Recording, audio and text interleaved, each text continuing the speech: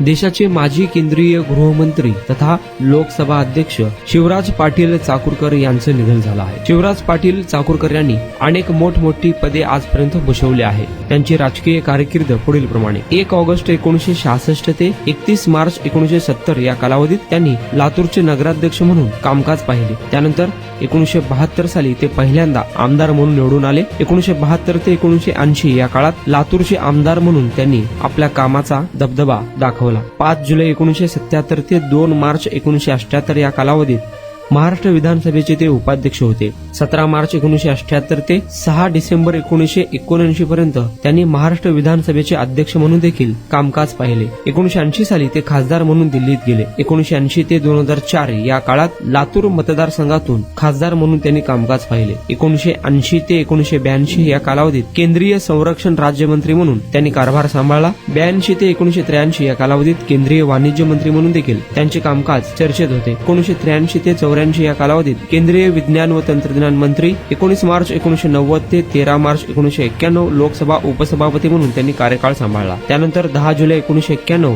ते 22 मे 1996 या कालावधीत लोकसभेचे सभापती म्हणून ते कार्यरत होते। 22 मे 2004 ते 30 नोव्हेंबर 2008 या कालावधीत केंद्रीय गृहमंत्री म्हणून त्यांनी देशाचे नेतृत्व केले। 5 जुलै 2004 ते 22 जानेवारी 2010 या कालावधीत राज्यसभा सदस्य म्हणून देखील त्यांनी कामकाज पाहिले। यानंतर 22 जानेवारी 2010 ते 21 जानेवारी 2015 पर्यंत पंजाब राज्याचे राज्यपाल म्हणून देखील कामकाज पाहिले। काँग्रेसमधील एक दिग्गज नेते म्हणून त्यांची ओळख होती। त्यांच्या निधनाने सर्वत्र हळहळ व्यक्त होत आहे।